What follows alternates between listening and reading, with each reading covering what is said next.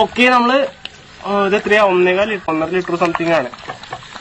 ഇത് ചൂടായി കഴിഞ്ഞിട്ടുണ്ടെങ്കിൽ എന്താണ് ഉണ്ടാവാൻ നോക്കാം നമുക്ക്.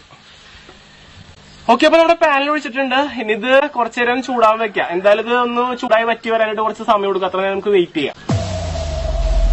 നമ്മുടെ കൊക്കക്കോളയുടെ വറ്റല് പുരോഗമിച്ചുകൊണ്ടിരിക്കുകയാണ്. എന്തായാലും കുറച്ചുകൂടി വെയിറ്റ് ചെയ്യേണ്ടി വരും.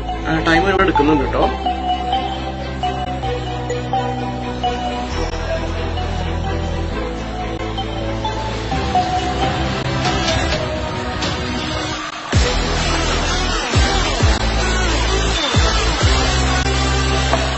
എനിക്ക് തോന്നുന്നത് വേറെ എന്തോ ഒരു അലുവ പരുവൊക്കെ എടുക്കുന്നു കണ്ട. നല്ല രീതിക്ക് പതഞ്ഞു നിൽക്കുന്നുണ്ട്. നമ്മുടെ നോൺ സ്റ്റിക് പാനായതുകൊണ്ട് നമ്മളിങ്ങനെ തള്ളി നിൽക്കുമ്പോ കണ്ട പദം മാറുന്നതാണ് നമ്മൾ.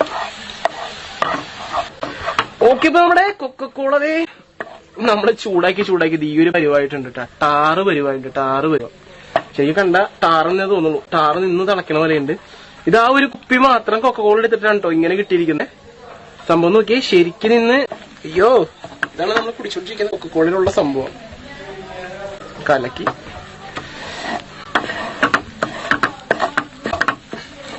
ആ ഒരു കുപ്പിയാണ് കേട്ടോ ഇങ്ങനെ കിട്ടിയത്. കുറച്ചുകൂടി ചൂടാക്കി കഴിഞ്ഞാൽ എന്താവും നോക്കാം.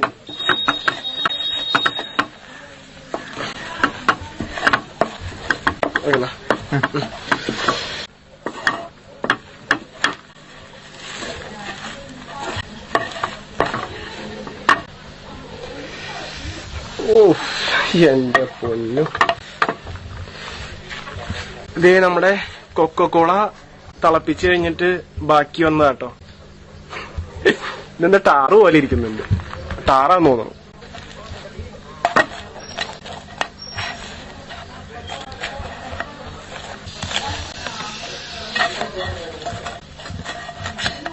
നമ്മുടെ കൊക്കക്കോള ചൂടാക്കി ഇത് ഈ അവസ്ഥയിൽ എത്തിയിട്ടുണ്ട് കേട്ടോ.